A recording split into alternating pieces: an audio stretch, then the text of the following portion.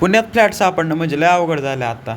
आणि त्यातल्या त्यात जर चांगला फ्लॅट भेटला तरच ठीक आहे, नाही तर मग काय खरं नाही राहत. मग काय, मग आज परत त्याच शोधात आम्ही परत फ्लॅट बघायला गेलो होतो. आज फ्लॅट बघायला गेलो, पण मग तिथं जाऊन पीजीच बघायला भेटला. फ्लॅट नव्हता त्यांच्याकडं, पण मग पीजी होतं, तो पीजी बघितला. त्यांनी पीजी दाखवला होतो, तसा चांगलाच होता, पण मग तो आमच्या हॉस्टेल म्हणजे कॉलेजपासून खूप लांब होता. ते डायरेक्ट म्हणजे जाऊन येऊन जाम होऊन जातं. मग काय त्यांच्याशी बोलून घेतलं पीजीचं रेंट वगैरे काय आहे.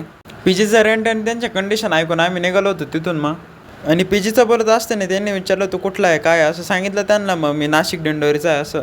मग ते नाशिक दिंडोरीचं म्हणलं ते लगेच. मग त्यांनी मला विचारलं तुझ्यापासून वणी किती लांब आहे.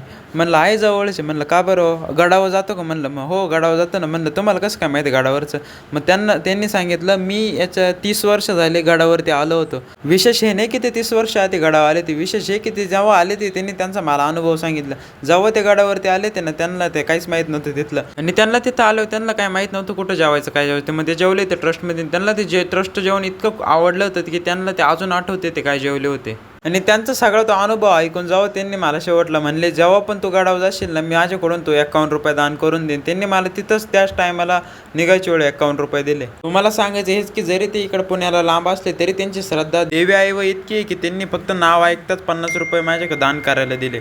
आणि त्यांना म्हणलं जर मी आता घरी गेलो आणि गडावर गेलो ना, नक्की म्हणलं हे काम करेल. आणि या व्हिडिओचं सेकंड पार्ट नक्की अपलोड करेल गडावर गेल्यावर.